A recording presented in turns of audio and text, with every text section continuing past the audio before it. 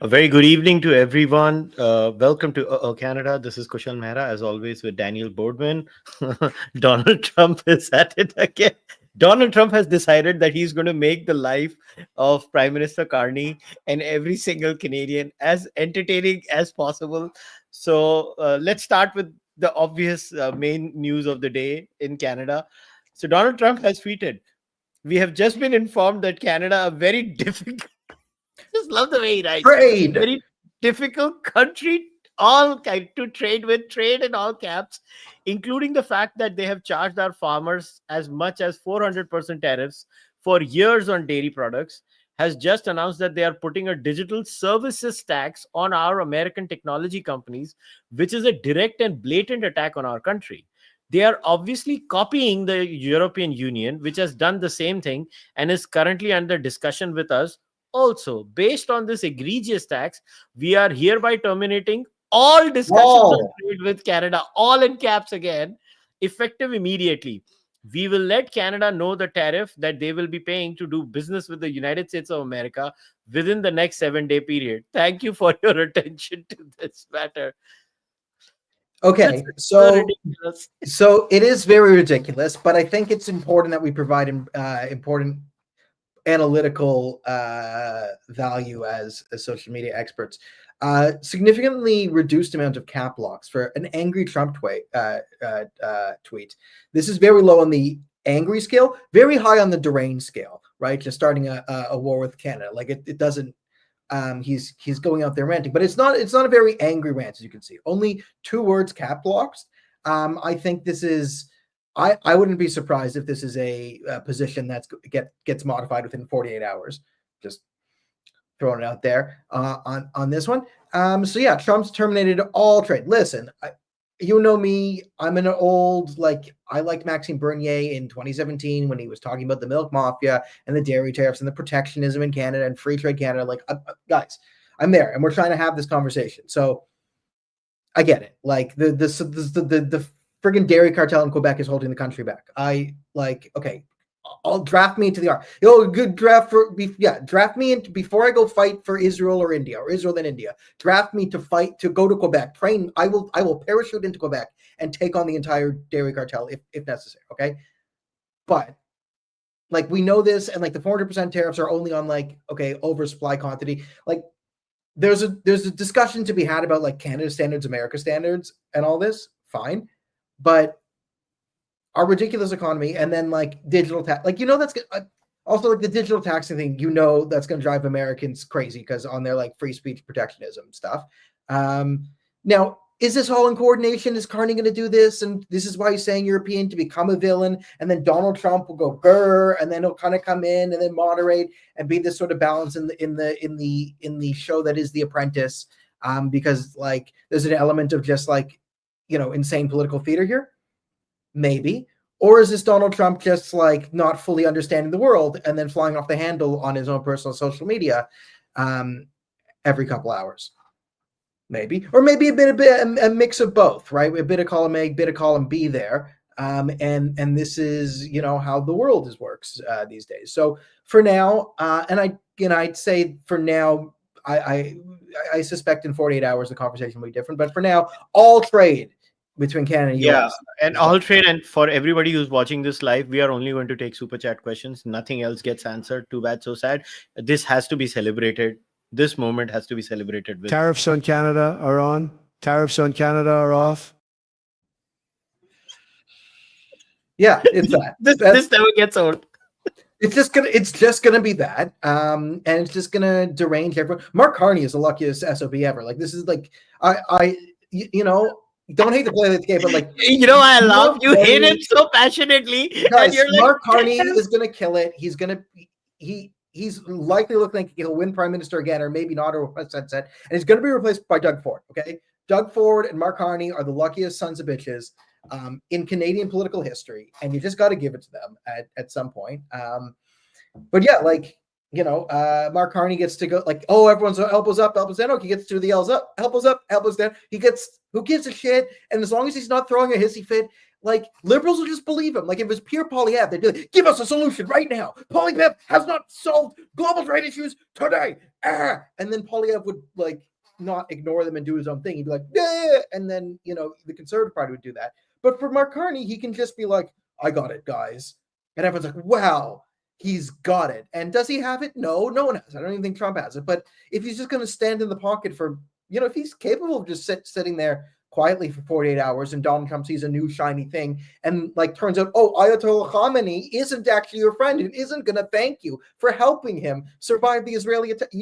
No. And then bing, bang, boom, it comes around. Like, so Carney wins politically because his critics, like, he's hypocritical. He's a liberal. That's the whole thing. Whoop, it was Trudeau, now it's Carney. Whoop, whoopsie doodle. It's what we're doing. But he's also making his critics, like, go left and then right, and then, like, the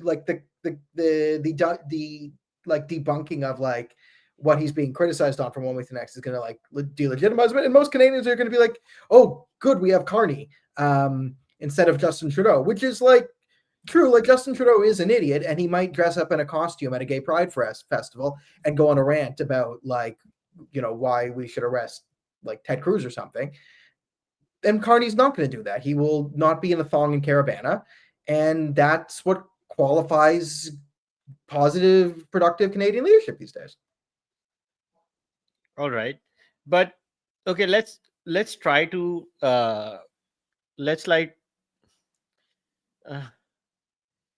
Canada wastes its own milk. We have seen videos of, you know, farmers just draining the milk. This question is for Donald Trump fans. Where are Americans going to sell this milk? Canada is already draining its own milk. How does America intend? You don't make money selling milk in Canada unless you're a bunch of criminals in Quebec who speak French. No, you lose money. We're protecting you from Canadian dairy market. Like, American farmers, I know you think you can just give cheese and milk to your Canadian brothers. That's not how the world works. In Canada, it's a whole complicated scheme run by the French mafia that we have to, you know, love as a country because it's the French mafia and they speak French, and, like, Quebec will literally vote on this issue and the Liberals pander to them and the Conservatives can't figure out to not pander to them, blah, blah, blah. But this is the bedrock of somehow, this is like Iowa corn, right? The corn lobby in Iowa, because it's the first in the primary. It's like this on steroids. That's the Canadian milk thing. You don't want to be involved in this, but yeah, it's a silly, silly, silly country, and I wish it would stop. I wish, like, I trust me, America, Donald Trump. I've been trying to stop the milk mafia for over a decade now. Okay, it's ridiculous, it's silly, but like, it's worse for Canada than it is for the United States. Like, I'm sorry, all our ridiculous Canadian laws and tariffs and encumbrances, all of them hurt Canada more than they hurt the US. So I'm like, it's just this crazy mentality that we kind of have to break ourselves out of to be, you know, a great country. And, like, you know, we have tons of resources. Can we just, and functional people, we have, like, good people here. The people are, there's nothing wrong with the people are fine when we have the things. Just need to do the things with the people and sell them to the places. Come on. Yeah, we got very woke. So yeah, that's the state of Canada. And we're just getting bullied by Donald Trump, which is uniting people around the flag, which the Carney benefits from. And then in 2 days, things will probably change. Carney will give a statement saying everything's fine and it's under control, and everyone will be like, everyone's fine, it's under control. And that is the Trump administration. And it's up and it's down and it's up and it's down and it's even and woo. So yeah, so this was the main story. Now I want to talk about 3-4 more stories about this is just amazing. All right, this is dude, can you, like, what the hell is happening in Canada? Like, okay, this is a report of the Indian Express. This was published 2 days ago. I'm putting this up. You're gonna laugh your ass off. Read the story. Punjab police arrest a travel agent behind a fake college offer letter scam. In March 2023, approximately 700 students were issued deportation notices by Canada Border Services Agency over fraudulent offer letters provided by the accused while processing their student visas. Okay, now read the story and This guy comes. Look at this. On June 23rd, 2023, CBSA apprehended Mishra while he was trying to sneak into the country illegally. The CBSA conducted a detailed investigation and zeroed in on Brijesh Mishra's company, Education and Migration, and slapped 5 charges, including those for counseling misrepresentation, unauthorized representation, or advice for consideration under the Immigration and Refugee Protection Act. Blah blah blah blah blah blah blah blah blah. But the point is, he managed to escape to India from Canada, and Punjab police have arrested him. Mhm. Why did he escape Canada? Can we ask this question in this country? Yeah, they The would probably just let him go and he number ran of away. gangsters that go back and forth in Canada. Does Canada have a gangster tourism services industry? Please Yes. come. Please go. Yeah. It's like, I think it is like, hey. Punjab. He gets caught in Punjab. Mhm. Dude, it's ridiculous. Yeah, this is another reason why we should cooperate and work with authorities on both sides. So we have like some sort of database of all these like, human traffickers and gangsters pouring into our country. Like, yeah, welcome to Canada. So one more beautiful news segment. I want you to speak on this because I think you are far more equipped to speak on this than I am. And let's be very real. I have no delusions about my expertise on this subject. Iranian officials are banned from Canada, but this former regime member landed in April. Government barred all senior Iranian regime officials who served from 2003 to present. This is a report on CBC News posted June 27, 2025 by Ashley Burke. Okay. I'm going to read the operative part. Mahdi Nasiri let the world know he was on his way to Canada in April. The former high-profile Iranian official posted a series of farewell photos, including a goodbye hug, on Instagram for his more than 250,000 followers and anyone else to see. He has been in Canada ever since. Daniel Boardman, please take over.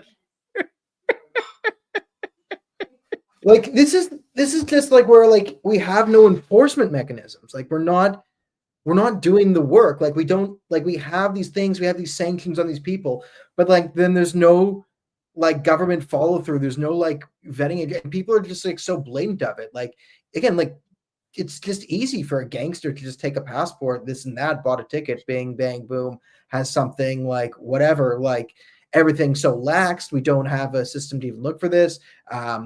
We have tons of like foreign war criminals who just come to Canada because everything's so lax. And I think if you listen, it's probably you can buy your way in, right? If you have all the money, like, it's Canada's kind of open to people financially bypassing the system. So we have this. And then like that was the problem with the Trudeau government, is they were ideologically corrupted to the core. Even when they were forced to list certain bad guys, they would deliberately, and I like, again, you would sound insane for saying this in 2015, 2016, 2017, when you were warning of it and like seeing the signs, but they were we had listed terrorist organizations and this, and that. We were there was a deliberate shift to be more pro-terrorist, like bring in the Muslim Brotherhood to consult on immigration matters and issues, and like Islamophobia and discrimination to sort of separate like national security from anything. Like there was this massive push. And now we even have Muslim Brotherhood and Qatar have established extensive network across Canada, says a report. The Muslim Brotherhood is an Egyptian organization that believes in the establishment of an Islamic caliphate whose leaders have promoted anti-Semitic conspiracy theories. This was published on June 25th by Ari David Blaff. It's a very detailed 160-page report, ladies and gentlemen. If you guys want, you should read this article. Copying the link and pasting it in the live stream for people and their benefit. Just posting it here. It's a fascinating article. If you don't want to read the report, you can go and read the archived link of the article. So how does my question is that actually I should be ashamed of myself. I know how it happens because the Khalistanis use the same routes that the Muslim Brotherhood uses, right? It's all the same routes. Like it is like the other day You remember when I sent you that photo on WhatsApp that I had tweeted about? You know what happened, right? I'm driving through Malton, Mississauga, and literally the car in front of me, the car right in front of me is this. And I immediately take a photo. Yeah. Like, what the hell is this, man? So it's Punjab with a AK-47. I'm assuming. Like, Yeah. why? Like, why are we doing this? Why are we allowing this? Like, what is this? This is not gun culture, Second Amendment. This is Yeah. glorification of violence. Okay, I get it, free speech, but can I condemn it? Am I allowed to condemn it or not as a Canadian? Yeah. I mean, that's always a good point. It's like people who do this trashy shit, and you're like, listen, I'm not saying arrest this guy, pull him over, and like deport him, but like this is trash. This is like a trash. Like I again, with all the terror, like if you have some terrorist leader decal on your stuff, and I've seen some of this before. You drive through Brandon, Mississauga, like these people should be shunned from society. And like, yeah, but also like, yeah, like there's also an argument by Canadian. Listen, I'm more libertarian on this, but there is definitely an argument under Canadian law that this is illegal.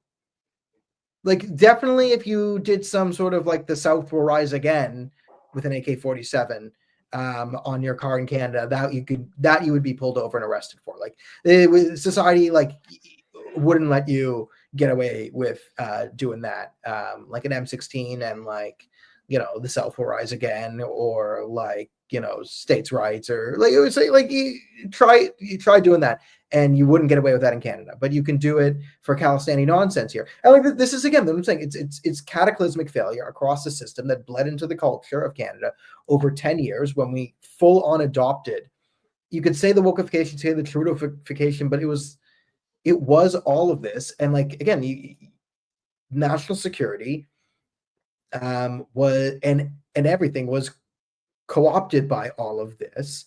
And you see in elements where like an Iranian senior official with 250,000 followers on Instagram posts publicly that he's coming to Canada.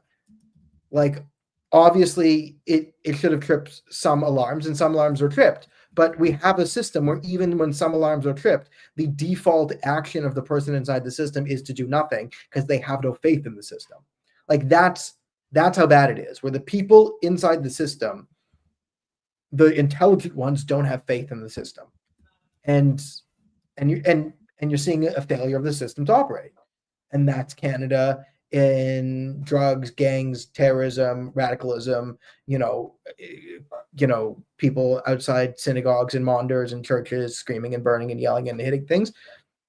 And Gurdwaras too that don't let them do all these things. They lash at them too. Like this is the state of Canadian national security, which is going to change. How did we come here? I think I might have an answer for that. I'm playing a small clip from a video of a Canadian journalist. By the way, I just want to put it on record. The moment this video was published by this Canadian journalist, Sameer Kaushal, I'm playing directly from his channel. His channel's name is News Derby.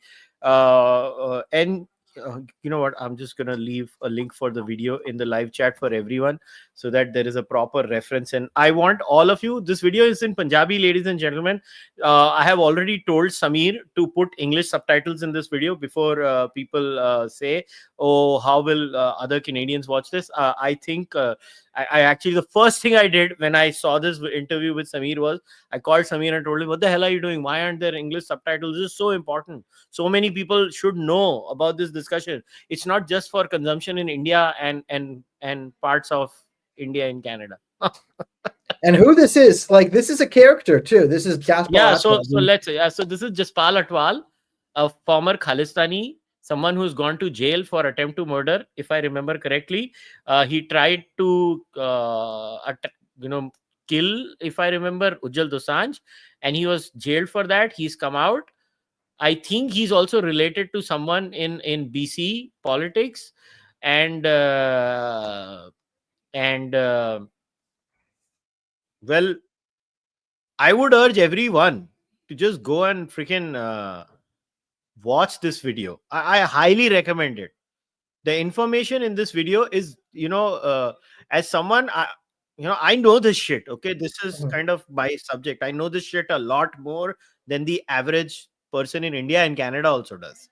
But I can tell you, this is quite explosive, this interview, from a macro perspective. I'm not getting into the micro of what Jaspal Atwal is, but the information shared over here. Now I'm playing the Punjabi bit and I will translate it into English for the benefit of our listeners, not just Canadian, and then I will translate it back into Punjabi for the benefit of no one. Okay, so let me just play this. Truck ਸੀ ਤੇ ਅਯਾਸ਼ੀ ਪੂਰੀ ਕਰਦਾ ਸੀ। ਬਾਜਵਾ ਜਿਹੜਾ ਸੀ military ਦਾ general Pakistan ਦਾ, ਉਹਦੇ ਮੁੰਡੇ ਨਾਲ ਉਹਦੀ ਦੋਸਤੀ ਹੋਈ। ਤੁਹਾਨੂੰ ਗੱਲਾਂ ਕਿੱਥੋਂ ਪਤਾ ਲੱਗਦੀਆਂ ਸਾਰੀਆਂ? ਦੇਖੋ ਜੀ, ਆਪਣੇ ਹੈਗੇ ਆ ਬੰਦੇ, ਹੈਗੇ ਜਿਹੜੇ ਲਿੰਕ ਹੈਗੇ ਆ ਬੰਦਿਆਂ ਦੇ ਨਾਲ। ਬਿਲਕੁਲ, ਤੁਸੀਂ ਜਿਹੜੀਆਂ ਗੱਲਾਂ ਦੱਸ ਰਹੇ ਹੋ ਸੱਚਾਈ ਹੈ? ਬਿਲਕੁਲ ਸੱਚਾਈ ਹੈ। ਹੁਣ ਤੁਸੀਂ ਹੁਣ ਲੇਟੈਸਟ ਜਿਹੜੀ ਉਹਦੀ ਰਿਕਾਰਡਿੰਗ ਸੁਣੋ, ਤੇ ਉਹ ਕਹਿੰਦਾ ਪੈਸੇ ਜਿੱਥੇ ਮਰਜੀ ਹੋਵੇ ਮੇਰੇ ਪੈਸੇ ਆ। ਉਹ ਤਾਂ ਪੈਸੇ, ਮਤਲਬ ਪੈਸਿਆਂ ਦੀ ਗੱਲ ਆ। ਜੇ ਤੁਹਾਨੂੰ ਇਸ ਇੰਟਰਵਿਊ ਤੋਂ ਬਾਅਦ ਸੀਸਿਸ ਬੁਲਾ ਲਵੇ, ਜਿਹੜੀ ਸਾਡੀ ਕੈਨੇਡਾ ਦੀ ਇੰਟੈਲੀਜੈਂਸ ਏਜੰਸੀ ਹੈ, ਉਹ ਕਹੇ ਕਿ ਤੁਸੀਂ ਆ ਜਿਹੜੀਆਂ ਇਨਫੋਰਮੇਸ਼ਨਸ ਇੱਥੇ ਦੱਸ ਰਹੇ ਹੋ ਕਿ ISI ਦੇ ਆਪਰੇਟਿਵ ਇੱਥੇ ਘੁੰਮ ਰਹੇ ਆ ਜਾਂ ਹੋਰ ਜਿਹੜੀਆਂ ਗੱਲਾਂ ਬਾਤਾਂ, ਕਿ ਇਹਦਾ ਸਾਨੂੰ ਦਿਓ ਇਨਫੋਰਮੇਸ਼ਨ ਕਿੱਥੇ ਹੈ, ਤੁਸੀਂ ਦੇ ਦੋਗੇ? ਸੀਸਰ ਵਾਲੇ ਆਉਣ, ਸੀਸਰ ਵਾਲੇ ਇਹਨਾਂ ਨੂੰ ਹੈ ਹੀ ਨਹੀਂ ਇਸ ਕੰਮ ਦੇ। ਤੁਹਾਨੂੰ ਕਦੇ ਮਿਲੇ ਗੱਲ? So let me stop here and forget the opening part, but the main thing is Sameer asks Jaspal Atwal, so all these things that you say about these things, so what if the CSIS and RCMP come to you and ask you, can you share the evidence with them? He's like, yeah, let the CSIS people come, I will share the evidence. And then he makes the sarcastic remark, but they don't come. That's what he said. But they don't come. Now let's play the next part. ਸੁਣੋ, ਮੈਨੂੰ ਬਹੁਤ ਵਾਰ ਆ ਕੇ ਪੁੱਛ ਚੁੱਕੇ। ਠੀਕ ਹੈ, ਸੀਸਿਸ ਜਿਹੜੀ ਆ, ਸੀਸਿਸ ਨੂੰ ਹੁਕਮ ਹੀ ਨਹੀਂ ਕਿ ਕਿਸੇ ਖਾਲਿਸਤਾਨ ਨੂੰ ਹੱਥ ਲਾਓ। So now he says they have come, but so in Punjabi he said CSIS nu hukum hai ki Khalistaniyan nu hath na lao. Translated, CSIS has been instructed specifically that you do not touch Khalistanis. This is a former Khalistani accused on a no-fly list in America, even today, saying this to a Canadian journalist. Yes. Former terrorist. Yes. Trudeau's saying favorite this former to a terrorist Canadian says, journalist in British Columbia. It's insane. This is imagine this being said and no Canadian media is covering this, Daniel Boardman. No Canadian media. Let me play some more. Okay, listen to this. Police ਨੂੰ ਨਹੀਂ, RCMP ਨੂੰ ਨਹੀਂ। ਆ ਹੁਣ ਭਲੇ ਹੋ ਜਵੇ ਕਿ ਜਦੋਂ ਤੋਂ ਪ੍ਰਾਈਮ ਮਿਨਿਸਟਰ ਹੁਣ ਚੇਂਜ ਹੋਣ ਲੱਗੇ ਆ। ਪਹਿਲੇ ਪ੍ਰਾਈਮ ਮਿਨਿਸਟਰ ਕਰਕੇ ਸੀ। ਪਹਿਲੇ ਜਿਹੜੇ ਪ੍ਰਾਈਮ ਮਿਨਿਸਟਰ ਸਾਡੇ ਜਿਹੜੇ MP ਸਾਹਿਬ ਸੀ, ਉਹ ਸਾਰੇ ਇਨਵੋਲਵ ਆ। ਜਿਹੜੇ ਸਟੂਡੈਂਟਾਂ ਦਾ ਵੀਜ਼ੇ ਵਗੈਰਾ ਵੀਜ਼ੇ ਦਵਾਉਣੇ, ਔਰ ਉਹਨਾਂ ਬੰਦਿਆਂ ਦੇ ਇੰਡੀਆ ਦੇ ਵਿੱਚ ਮੈਂ ਆਪ ਦੇਖਿਆ ਔਰ ਸੁਣਿਆ, ਔਰ ਉਹਨਾਂ ਏਜੰਟਾਂ ਰਾਹੀਂ ਉਹਨਾਂ ਨੇ ਦੱਸਿਆ ਕਿ ਸਾਡੀ ਜੀ ਫਲਾਣੇ ਮਿਨਿਸਟਰ ਦੇ ਨਾਲ ਸਾਡੀ ਵਾਕਫੀਤ ਹੈ, 45 ਲੱਖ ਲਵਾਂਗੇ ਪੱਕੀ ਗਰੰਟੀ ਵੀਜ਼ਾ। ਅੱਛਾ, ਆ ਜਿਹੜੇ ਹੁਣ Do people have no idea how explosive this is? He says now things are changing. The new prime minister is not playing footsie. The previous prime minister was clearly playing footsie. That's his allegation against Justin Trudeau. And he says the entire immigration scam, they were all involved in it. Jaspal Atwal, my boy. Why is the entire Canadian media not discussing this interview? This should be breaking news all over Canada. Well, I knew all this in 2019. Oh my God. But I'm glad someone else has said it. It was me first, Jaspal Atwal second. I take it. I'll take it. Thank you, Jaspal. Oh, this is fun. Yeah, but you got to put subtitles in this thing. We got to put subtitles in this. Dude, this is explosive shit. Like what he has said. Let me play the next bit, a little more of it. ਹੁਣ gangster ਸੀ, ਇਹਨਾਂ ਦੇ ਵੀ ਏਦਾਂ ਹੀ ਆ, lakh dollar ਦੇ ਕੇ ਆਏ ਆ। Lakh means 100,000. Lakh means 100,000. He's saying gangsters are giving $100,000 and are coming here. Yeah. Oh my God. It's so much stuff that he shared here. And it's like nothing in Canadian media. ਉਹਦੇ ਵਿੱਚੋਂ ਆ ਪੂਰਾ scam ਸੀ। ਨਹੀਂ, ਪਰ ਜਿਹੜੀ ਇੱਥੋਂ ਦੀ RCMP ਹੈ ਉਹਨੇ ਤਾਂ ਇੱਕ ਵਾਰੀ ਇਹ ਵੀ ਬਿਆਨ ਦਿੱਤੇ ਸੀ ਕਿ ਭਾਰਤ ਤੋਂ ਬੜੇ ਜਿਹੜੇ ਇਸ ਤਰੀਕੇ ਦੇ ਗੁੰਡਾ ਅਨਸਰ ਹੈ ਉਹ ਇੱਥੇ ਆ ਰਹੇ ਆ, ਇੱਥੇ ਆ ਕੇ ਉਹ ਅੱਗ ਲਾਉਂਦੇ ਆ, ਐਕਸਟੋਰਸ਼ਨ ਮਨੀ ਮੰਗਦੇ ਆ, ਗੋਲੀਆਂ ਚਲਾਉਂਦੇ, ਲੋਕਾਂ ਨੂੰ ਮਾਰ ਦਿੰਦੇ ਆ। ਇਹ ਤਾਂ RCMP ਨੇ ਇਹ ਗੱਲ ਕਹੀ ਹੈ। ਫਿਰ ਫੜਦੇ ਕਿਉਂ ਨਹੀਂ? Now I will end it. So he says, but RCMP has said these gangsters are coming from India. They're doing this. They're shooting people, doing extortion calls. Jaspal Atwal only says one thing. Why don't they catch them? Can you believe? Like, tell me, if there was the flipped version of this, all right? The flipped version of this was Indian government is facilitating these things. Do you think it would have been all over Canadian media or not? It could have been a random person. Like, how many people follow all these Khalistani organizations? These are 1%, 2% organizations. You covered the Khalistani protest in Calgary, right? Yeah. How many people were there? Barely anyone. Yeah, I've seen bigger, under 100. Yeah, 50. I think around 50 when I counted. In the video, let's say 60. Let's push to 65. Let's be generous. Now let's back what Jaspal Atwal is saying by showing a video that is shared by this Twitter handle Tinder Wale. Okay, I'm going to read the person's tweet first because it's his accusation or her accusation.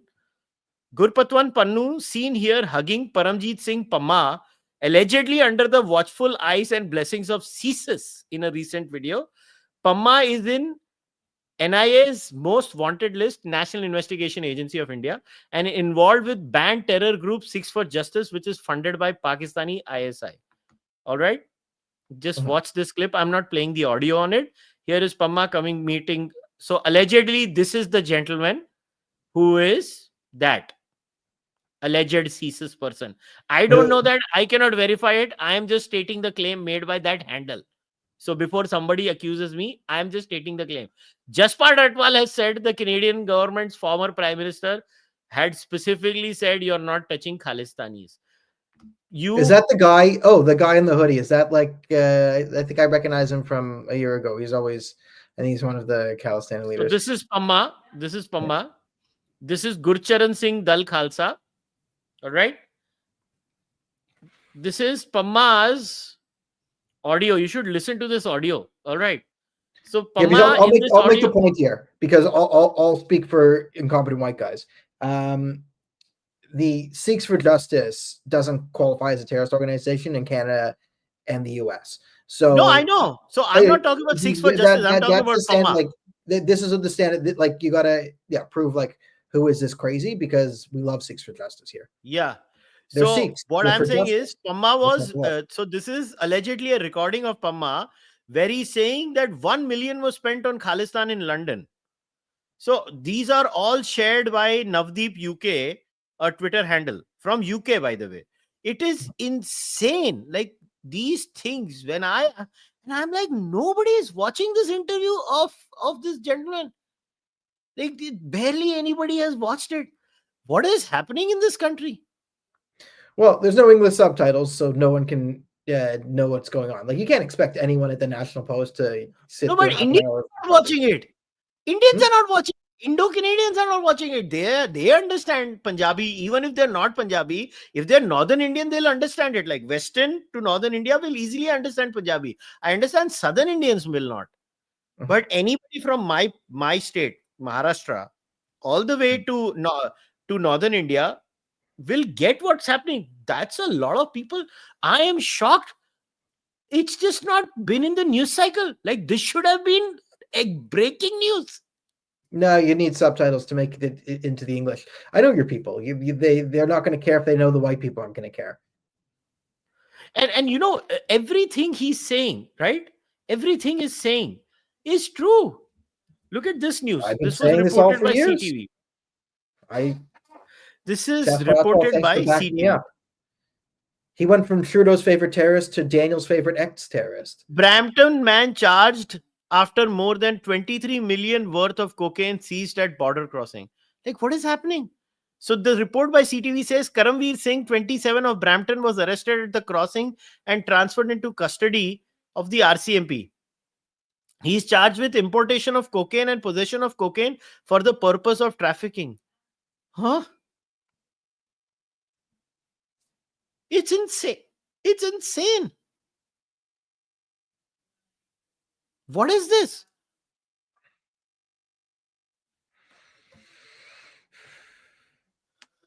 Yeah, I wish With- someone would just say, let's not do this anymore. And then let's have a country and enforce the laws and do all that. But yeah, this is everything we've been saying for years. Everything I've been saying, you've saying for years multiple.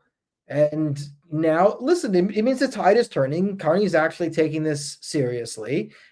He's done the math that trade with India and a relationship with India is more valuable than a bunch of, deranged narco-terrorists who can slip you a few $1 million here and there. Again, as a Canadian, I have to commend him on doing that. Like, I want the country to be involved in like billions of dollars of productive international trade rather than millions of dollars of black market dealings to, import crime into our country. Like, that's not good. So yeah, and Jaspal Atwal is flipped. So it's good on the Khalistan front. Good news on the Khalistan front. The Khalistanis are still losing their minds. The Conservative Party will eventually flip to the Liberals. They already have 3 Conservative MPs have gone out and criticized Khalistan. You have one BC, like an actual political party in British Columbia, has called these people out. So you have elected representatives calling it out. You have a prime minister who, by all means, looks like he's shifted priorities.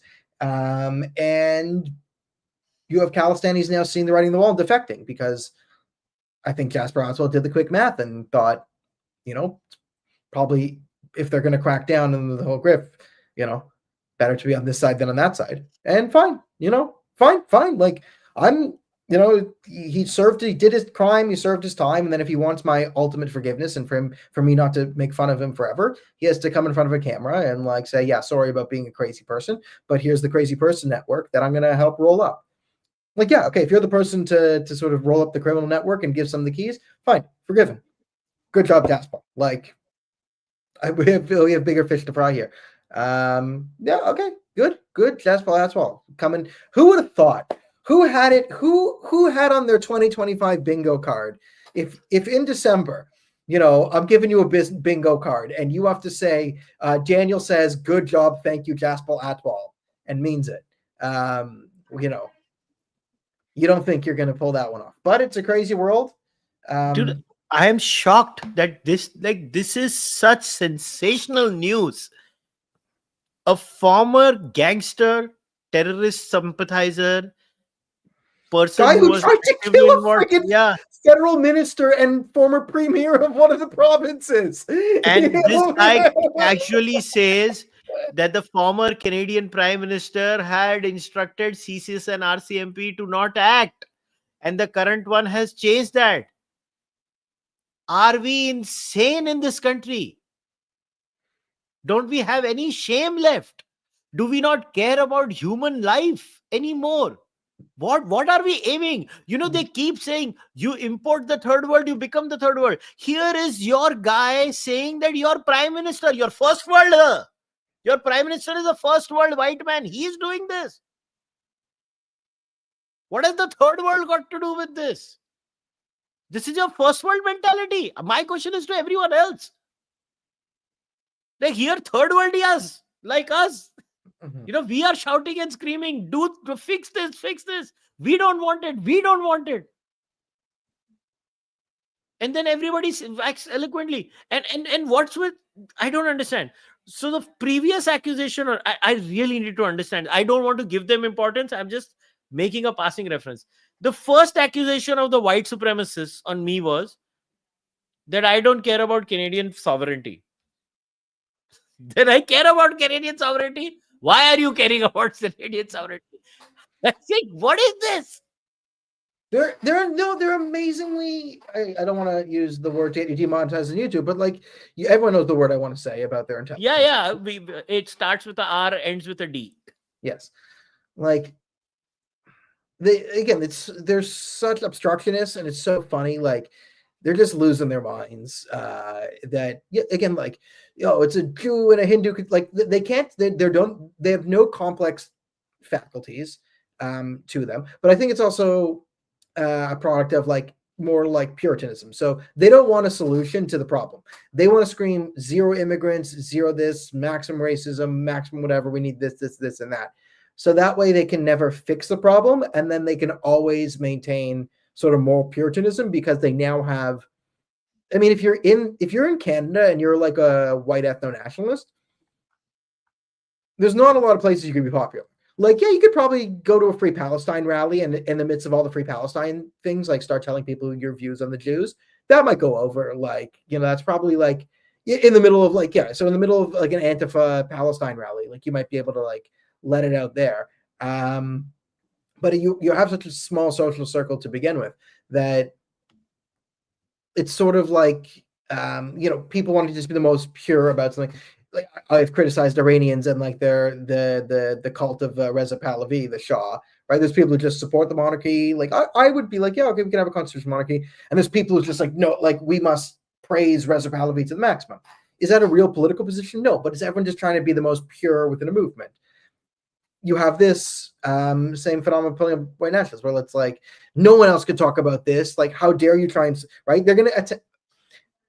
Who else would they attack more than people who are on like the right, and then not white nationalists, I think, but then also kind of like on the what you would say more like hard political right on this issue, because at the National Security Conference on Sunday, a lot of the speakers there are going to advocate for increased national security and lowered immigration, like substantially lowered immigration. I assume everyone's going to, there's an entire panel on the threat of immigration to national security at such high levels. But there's nothing they want less than an actual attempt to solve the problem, because if there's a legitimate attempt to solve the problem, which gets people fixated and involved in that, it takes away their little social status power of being the ones who can scream for Puritanism. We're the only ones talking about immigration. We got to kick everyone out. So that's why they get more and more puritanical and crazy and nonsensical. And our general existence made them throw a temper tantrum, and I appreciate it. I thank them for it. It was great advertisement. Yeah, I'm not able to understand head or tail of it, and this is why, we are doing this conference. Like, we care. I just want to put it on record. Like, I've had enough of people, questioning this whole thing. Oh, pick one. No, I will not, and I'm putting this on the record. I will not pick one country. I like both countries. You cannot tell me to pick one. I will never do it. Are German origin Canadians expected to hate Germany? Are Italian origin Canadians expected to hate Italy?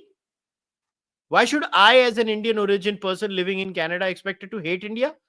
Actually, like our actual national foreign policy and like stated foreign policy goals, and like this has been a well-established thing bipartisan, is that like we want to be able to use like integrated and productive diaspora bases to leverage better foreign policy positions in those countries as a middle power. Like like we're not America, guys. Like the other thing, the white nationalists, and like it's so cringe because it's on the American culture war. Like I get an American white nationalist, isolationist, crazy person, because you can do that if you're in America. Like you can fry you. I don't need anyone. Like we're like, and that's America. Like you kind of don't need anyone. Like you can be ridiculous and isolationist and like kind of get all the things there. Like okay, Canada's not like an extreme power that can just say, like you think Russia is going to care anything Canada says? No, but they care what America says, because America has a really, really, really big gun.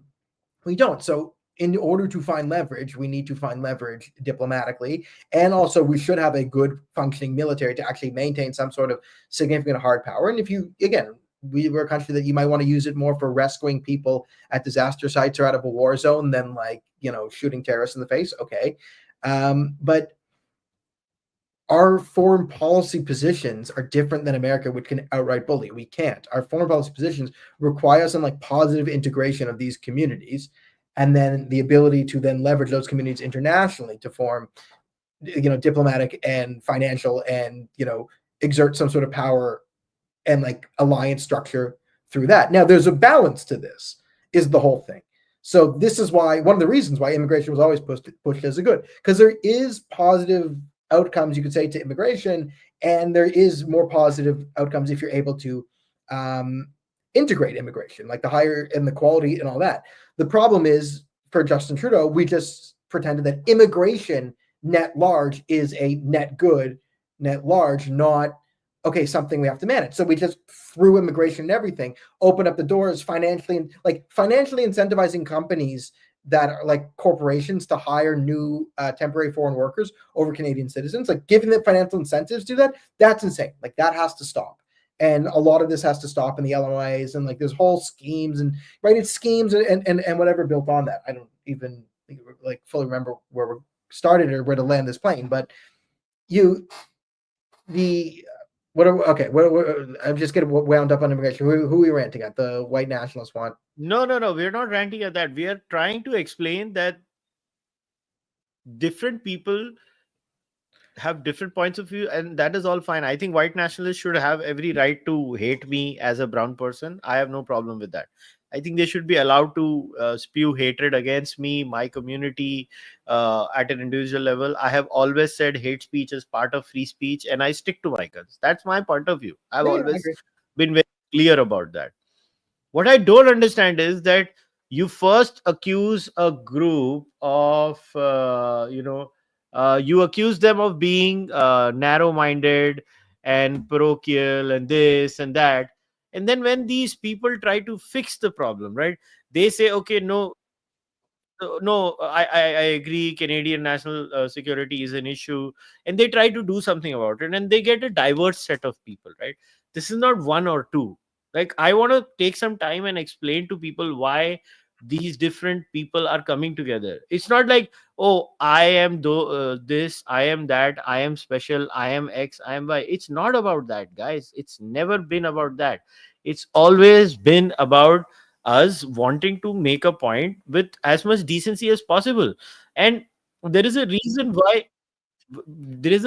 these speakers were selected. Like, I honestly, and I'm disclosing this, I was just interested in moderating panels. I was not interested in becoming a speaker. In fact, maybe it only led to one or two people canceling at the last moment that led to me accepting to speak. I was only interested in moderating because I'm fine. But the point is that, there is a reason why I am there. Like, I bring something to the table. I have expertise in many things. I have 15 years plus work behind me. My book has sold, done very well. I have a background in public policy. I have worked with politicians. I know a lot of these things. Then we have Clyde. Clyde has a point of view. He makes very good points on trade and other things. Daniel has expertise in many areas. Salman does. Joe Adam George does. Sanjay Lazar, like, I want to spend some time and talk about Sanjay Lazar here. The man lost his entire family in the biggest terror blast attack in the history of Canada. Listen, he's been fighting terrorism and counterterrorism in this whole issue for 40 years. And he has done more favors to Canada as a guy living in India. Like, don't people have some shame or some sense of gratitude? Like, people have nothing, no gratitude, no sense of shame. What are we talking about? Like, when we talk about, like, has anybody seen my content over the last 8 years? How I have openly criticized the government of the day and the opposition in India? I have criticized the liberals and the conservatives equally in Canada on this podcast. What is this obsession that go back? Okay, 7% of the population of Canada is Indian. I think around 1 to 2% are Jews. All of you go back. 10% Canadians go back. Go where? Well, like, yeah, my grandparents were born here, but also, like, yeah, Jews. I'd like to hear Jews go back. Where, to Israel? Like, find it. You seem to have a big problem with that. Jews are always welcome in India, and you know that. Thing. But like, yeah, I mean, the thing is, you know, I don't, I honestly don't take it. I mean, I've never taken anything these people say all too seriously, and I think that their argument to steel man their argument as best they can, because it takes one of their alphas to really get to this level of argument. They would argue that we are not actually in it for Canadian national security. We're using this to complain about our own ethnic grievances. So it's Muslims versus Jews and Sikhs versus Hindus. So we're using it to demean Khalistan and Palestinians. And this is all just an ethnic blood feud, and it should all go away. So in this sense, this is why they'll back Islam. Like, you'll find the white nationalists actually, yeah, they'll start fighting with the Khalistanis and the Islamists, but you'll see they'll actually have scenarios where they'll work together kind of against us, because again, we present a bigger, like, I know we're complaining about the same things. They're complaining about the cultural like infiltration and takeover of like the jihadis and the criminals and the Khalistan gangs and the drugs and all this. But we're trying to solve that problem as a community. And I'm saying their priority is to maintain their ideological puritanism and their very small friend group that they have remaining left. So that's why we, as people trying to solve the problems they're complaining about, will always draw more of their ire than the people causing those problems, because the people causing those problems give them the ability to then be puritanical complainers about those problems, whereas we do not give them that. We deprive them of their only purpose in being by being better than them at the things they claim to be doing. You're on mute. If you are a Canadian who is in and around the Greater Toronto region, even if you're in Buffalo, you know, it's across the border, it's not that far away, and you want to come this Sunday, still have a few hours to register. It's obviously going to be a first come first service basis. Who comes in gets to sit. Don't tell me, oh, we came all the way, you're not letting us sit. Baba, you're not paying anything for a ticket. On top of that, you guys are getting food. I say, what the hell? No. Don't complain. But the QR code is there in the image. Register even now, because now we're going to shut down registrations in the next few hours because we don't want to keep them going. And we already have a giant number of people who have registered. Before people think, why are you pushing it right now? No, bhai. Even if we would not have pushed this right now, it would not have mattered. We have that many registrations. But the point is, still, if you want to register and come. I want to make it very clear. You are not going to be allowed to enter until and unless you show proper identification. If you don't show proper identification, you will not be allowed to enter. I just want to make that very clear. But if you care about Canada, if you care about the idea of national security, and if you want to learn about things, like if you want to understand what kind of, Islamism related threats. I'm not talking about Islam again. I'm talking about Islamism, a political Islam. I'm talking about that. I'm talking about Khalistan. I'm talking about all kinds of extremism. I'm talking about foreign interference in Canada. What does it mean? Talking about immigration and how immigration itself has become a national security threat to Canada, where we have shown multiple examples. And this is coming from me, who has clearly said that I don't support mass immigration from any part of the world into Canada nor into India. I don't support that. I have always said immigration is a privilege, not a right. So for anyone to come and complain about these things with us who are actually on your side, you should be happy. Then they will be like, no, you also go back. Arey Baba, I anyway stay 6 months of the year in India. You will go back. Yeah. Are we gonna they were gonna waste taxpayer money paying for Kushal's ticket that he could easily afford? You'd be so happy. Yeah, Wouldn't it be please, more thank you. Great deal. Just make sure it's business class. I fly business. That's all. Okay, so or we'll get you. You could upgrade to business. We'll deport you, but you have the option to upgrade to business. Yeah, I mean, what is happening? We'll deport you once a year. Once a year, we'll deport you, so you get a flight paid for to India. You can come back in. We could deport you every year, and it will deportation day. Can we at least have some sensible discussion over here? And my question is this, Daniel, and I have no shame in that. They have a problem with Indian Hindu organizations or Indian organizations and Jewish organizations are doing this. Yeah. Did we stop anyone else from doing this, Daniel? No, and there's other organizations I think that are co-sponsoring and not supporting it. Like, so it's not just But it's Tough Sikh and Canada Indian Foundation. It's a Jewish organization and a Indian Canadian organization that took the initiative to do this. And if you've lived in Canada with your eyes open to more than the Toronto Star or the CBC, then over the last 5 years, and yeah, you understand why these two organizations are doing it and put it on. And it's like, yeah, so these are the people who did it. We're not stopping anyone else from doing it. If you are angry at us and you're in Nova Scotia or you're in Manitoba or Saskatchewan or even also in Toronto, you do a national security conference. Invite only white people or only Muslim Brotherhood activists or only like communist, like Antifa, whatever people. Like have Simadiyun, the Simadiyun National Security Conference. Do it yourself. Like you do it, counter it. Fine. Like this is all going to be public. All of the things that people are going to say are going to be made publicly available, and like none of this is being hidden from the public. So yeah, if you have a problem with this, you don't like the people doing it. You know, they're too left wing, they're too right wing, they're too Jewish, they're not Jewish enough, they're too Indian, Muslim, too many Muslims, not enough Muslims. Do it. You do it. Do it. Do it. You do your own. Invite me and I'll come cover it. I have not figured out the objection. I have very clear views that immigration in Canada is just too much. Mm-hmm. Yeah. Watch my content. Just download or just go and access the playlist Canada and watch all the videos in it. With Daniel, without Daniel, with other guests, my views on immigration have been very consistent. What am I missing here? What am I missing here? I'm literally saying things. The only thing missing is, yes, if you want me to say it is a white-only country, I am sorry. I have to break this news to you. It never was a white-only country. And I'm going to say something very offensive to Canadians. Christianity existed in India before Christianity existed in Canada.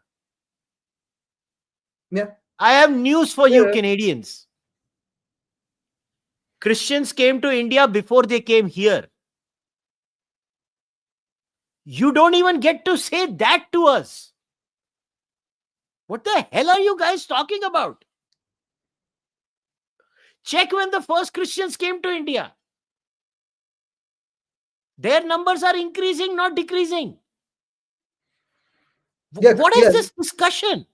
I know, like, this is the thing with this is evil warps your mind. And I've just come to this conclusion over the years. Evil warps your mind. And I see it. Listen, I've dealt with like the radical, like the Christ is King people. I'll explain that going forward. Like Israel and India are places that are beneficial to Christianity and actually are places in like the third world, non-Christian countries where Christians actually thrive. But racists and real Christians, real believing Christians have no problem with us. Like I know all these like white nationalists who are just like, you're a Christ hater. If anyone is in like an anonymous profile calling me a Christ hater, I know they're not like a practicing, believing, like I say grace to Jesus, God feel me. Like I know they're not like singing hymns and like doing that. And most Christians who are like that appreciate that. But Christians or people who flaunt their Christianity in a malicious way to use as like an in-group, out-group, like, and play off that, they're incredibly hostile to non-Christian entities who are more Christian friendly than they are hostile to the ones who are anti-Christian in general. And that's for like a lot of reasons. I'll tell you, like, did I tell you the story of how I dealt with these people or at the Freedom Convoy when they came out? So I know we're like the whole, like like the Christ is King people, right? And I have no problem with Christians believing Christ is King and Jesus is your king. Like that's your fundamental religious belief. And what happened though is during the Freedom Convoy, there used to be like the Canada First people. This is before Canada First became a popular term. This is based on like the America First, this is Nick Fuentes. So Nick Fuentes had a Canada baby, Tyler Russell, and there was America First and Canada First. And these were like the leaders of the Gropers, what is now woke right, like this movement. And they came with their Canada First hats to the convoy and they saw me. And I never really interacted with these people because I think they're all losers and they're not worth my time. But they knew me because I was friends with Wyatt, and Wyatt will interact with everyone, and Wyatt's a believing Christian and like, basically wrote an essay or like in the comments proved that they were committing blasphemy and like shut them down as an actual believing Christian who like goes to church and prays and like is on the team. So they've always hated me and like they don't like I'm Jewish. So they saw me in a hotel and they just came up to me and like, oh, and then just loudly gonna like, Christ is king, huh?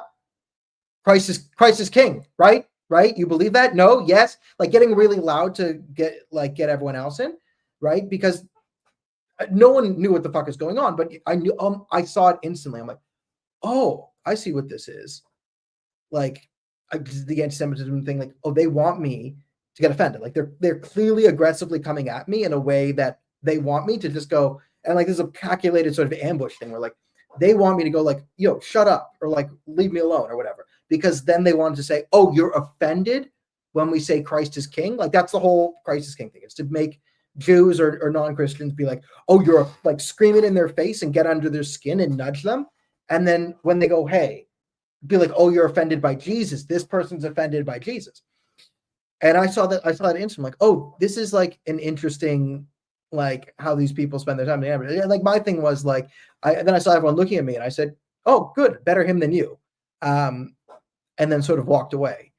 So I didn't give them their whole scene. And they kept trying to do this. There was 3 times they tried to come up to me during like the entire Freedom Convoy and do this. But as you say, I've dealt with these people for years. Just like, listen, being Jewish and like having an opinion on the internet anywhere, you're going to deal with some insane people. You're just going to deal with some insane people. And they'll come up and but like, they really don't have to be part of like any part of your life. Like I deal with so much less than people think because I just ignore. Like I see what this is. Like, okay, this is dumb. But I see also like this is a sign of like ills in society rising that these people are recruiting and their movement's getting like bigger and bigger. And it's like there's a sign of really a lot going on. And like so yeah, I think it's important for Canada to have a functioning society. And like part of that is to like there actually is a problem.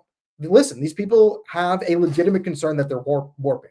That's the number one move of like an evil organization. There's a legitimate concern and you warp it. There's fears of Islamophobia. Muslim Brotherhood says we're the representatives of Islam after a terrorist attack, and they take that fears of Islam and they warp it into something to get community support. There's too much immigration, right? We need to control immigration. Then you have people who could be responsible with that, but then you have white nationalists who then take that and then soil the movement by like saying, okay, the thing is no immigration, get rid of all of them, re-immigration, this and that. And like, okay, you're not going to get people in like race war. Like, let's just do a race war. But we'll have it. But like most Canadians, though, like when you take them out of like the thing is like, this isn't like the fringe lunatics aren't that popular when you put them in any circumstance in real life. And when people get more and more detached, and we just have like Twitter brain, you get R words. Just want to remind people again, there are more Christians in India than Canada. There are 28 million Christians in India, approximately, maybe more.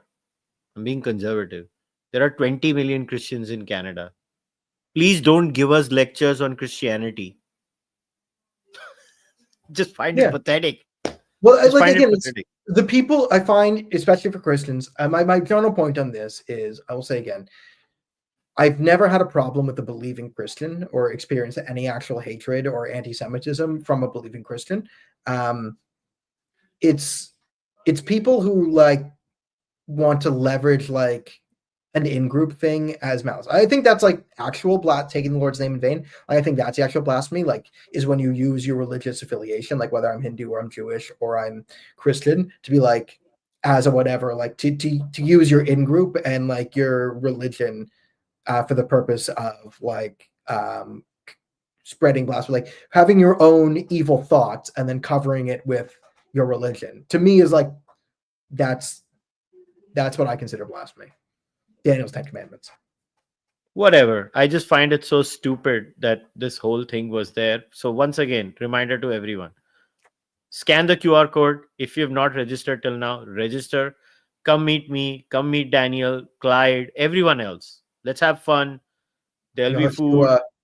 We'll just have fun. Wyatt. There are many good people you get a chance to meet. Let us celebrate this idea Yeah. Listen, the And let's- world so would be let's- boring. Let's fix these problems. We're going to give it an honest try to actually fix these problems of mass migration, transnational crime, and extremism. Let's give it the old college try. Yeah, and you cannot live in an isolationist world, ladies and gentlemen. To Indian isolationists also, you morons, you need technologies, goods, materials from other places. To morons in Canada, you morons, you cannot live in an isolationist world. Well, Canada's always been anti-isolationist, like from our foundings and like this and that. This is the message to those Muppets. Like America at least has a culture of isolationism, and for a reason, and they have to fight off Europe for their own independence, and that birthed something, and then they made it work. God bless them. I get it. I think America benefits better when they're not like overly expansionist, but not completely isolationist. When they can find this balance, right? Like I think blowing up Iran's nuclear facilities is good. Getting ground troops in Iran is crazy. Is a terrible idea, right? We can have a functioning America, but like when people do it from Canada's perspective, how the fuck does Canada work if we're isolationist? How does it work? Even if we had all this, like we still have to get our products to market and like to other countries. Like Canada can only be rich and have the standard of living because we trade. It's most of these people. We will not trade with anyone. We will only sell to Canadians and buy from Canadians. That's it. Yeah, nothing else. We'll just fuck bananas. We'll only have maple syrup. It's just stupid, which is why this entire these people remind me a lot of the Khalistanis. Like I always say, what will be the economy of Khalistan, you Muppets? Yeah. And 40% of Punjab is Hindu. Where are they going to go, you idiots? And only 20% of Punjab is the Jat Sikh population, which is overwhelmingly part of the Khalistan movement in Canada, the Jats. What about the other castes of Punjab inside the Sikh religion? Like what will be your foreign policy? You're landlocked completely. You have no port. Like people don't think. The IQ level is not even 50. No, it's dumb. Like I just don't understand what are people trying to achieve here. At least have a functioning brain. Here is a conference that is actually trying to solve these and have mature discussions. It's going to talk about immigration. It is going to talk about political Islam, about the problem of Khalistan. It's going to talk about foreign interference seriously. And from a Canadian perspective, no Indian perspective, no Israeli perspective, an actual Canadian perspective. But no, just because Daniel Boardman is a Jew, Tafsik is a Jewish organization, Kushalmehra is a Hindu, and Canada India Foundation has India written in it. So must be something Hindu evil people. Oh, okay.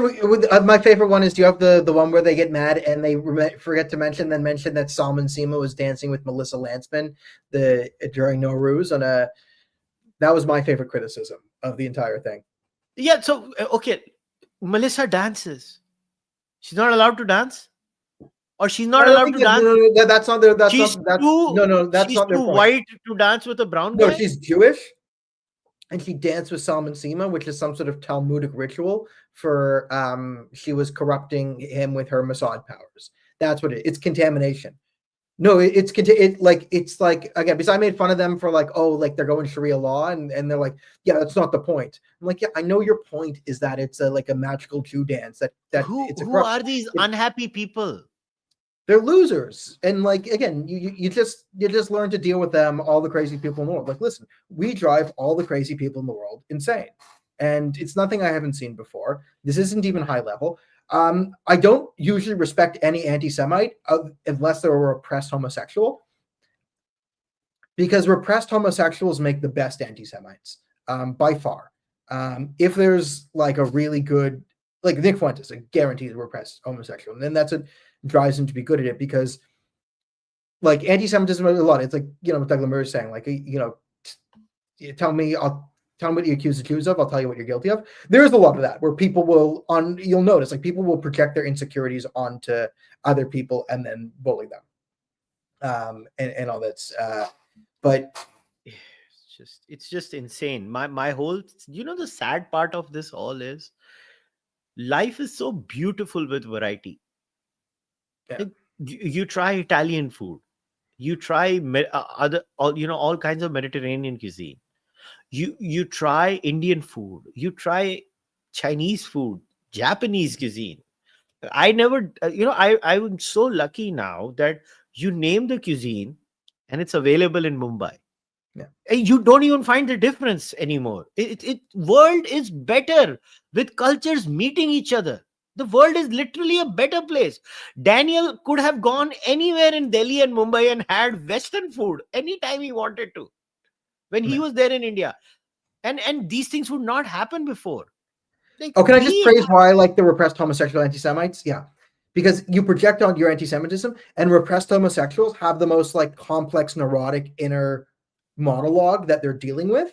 So their level of projecting onto like the Jewish level of like crazy different neuroticism, like it's a more complicated thinking mechanism. So if someone's a repressed homosexual and really dealing with that, they tend to be a very good anti-Semite because they're capable of more complex thinking because they're projecting complex thoughts onto the Jews, not simple like "grr, I'm mad at this" impulse rage type things. So this is why I respect repressed homosexuals so much. Continue. Before we wrap, like, I just want to remind people that life is too short for this rubbish.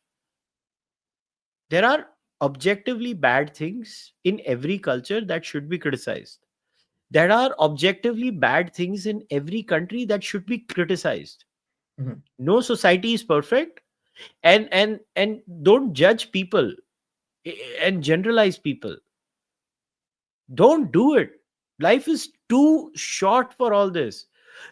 When you meet people from other cultures, you learn. I have learned so much from Canadians, white or non-white. And I'm sure Canadians will learn a lot too. It doesn't mean that every Indian that comes here is perfect. Ask me, I want a lot of them deported back to India. But it also doesn't mean all Indians are crazy. They have added amazing value to Canadian society. They generate thousands of jobs too. It's ridiculous. People don't even know the kind of businesses these Indian origin Canadians do. So let's be fair. Let's have a balanced discussion. The biggest critics of mass immigration were actually Indians. The biggest critics were Indians. They were yelling, "What are you guys doing?" And the Canadian Indians vote too, and they're more likely to vote for the policies that are reasonable on the things you want to vote for. Conservative values. Most Indians have conservative values. But again, like I contend that it isn't about any of this stuff. I say it's like, how like with the left, like, the Intifada and the revolution. The issue isn't the issue. The revolution is the issue. Same thing applies kind of in the same way to far right, horseshoe theory. Like, the issue isn't the issue. The, conspiracy is the issue. Their own revolution. It's about moral patriotism of their own. It's different than the socialist way and like true like cultural revolution. That's not how it manifests, but in a sense, that's sort of inverted point. But You know what the irony of it all is? The most authoritative documentary on immigration in Canada. You know who's making it and will be released soon? It's a freaking Indian. Sangeeta Iyer is. yeah. It is insane what this country and its discourse is. Prime ministers tell their security agencies, don't go after gangsters. Call me foreign agent. I actually want this country to be saved. Yeah. I want to, I mean, we're on for the country, and I think most people are. I think most people respect it. I think it's just like, you see, like, it's like what we're saying with Khalistan and like the whites. It's a good analysis. Like the Khalistanis and the white nationalists, it's a great thing because, like, not every Sikh is a Khalistani, right? There's just this fringe lunatic group that's screaming, right? Most are not, right? Whereas saying most white people are actually reasonable and like, especially in Canada. And you think Indians could have a normal life here without normal white people? They're the nicest. And these are like white Khalistanis, right? And crazy. Like the average Canadian is more a bit like hokey dokey, like not dumb, but just like a bit like. And a lot of white Canadians and their grievances are justified. But the mass immigration did not happen because of the Indians. It happened because of your crazy prime minister. Yeah. And Jaspal Atwal literally said that he was sold out. Like, you go after. Again, the brown man is saying your white guy is sold out. He sold you out. Like, what And are he you was guys the terrorist. He was brought to India. He was the terrorist in India. And you know what And the he funny was- thing in all of this is? Jaspal Atwal now stays more than half the year in India. He's changed. He lives in India. He lives in Punjab. He only comes to Canada for 3 to 4 months. That's it. Or 5 months max. He stays in Punjab. Everything is retarded in this discourse. Everything did is this retarded. happen? It's so weird. And you know, for someone who's actually like a hawk, follows all these things, someone like me who spends hours, you know, thinking about these things, reading about these things, I just listen to people. I'm like, are you guys so unaware and so isolated in your like little bubble? Like, the first week of July, probably the best documentary on immigration in Canada is going to be released by an Indian. You idiots. Nobody stopped anyone to make a documentary on immigration. A Canadian of Indian origin did. All of you should be ashamed of yourself. What the hell? And the poor person put all her own money in making it. Why? Oh, she made the sin of caring for Canada. Such idiots, man. Seriously, such idiots. This is the best question. Is Jaspal Atwal taking inspiration from Kushal?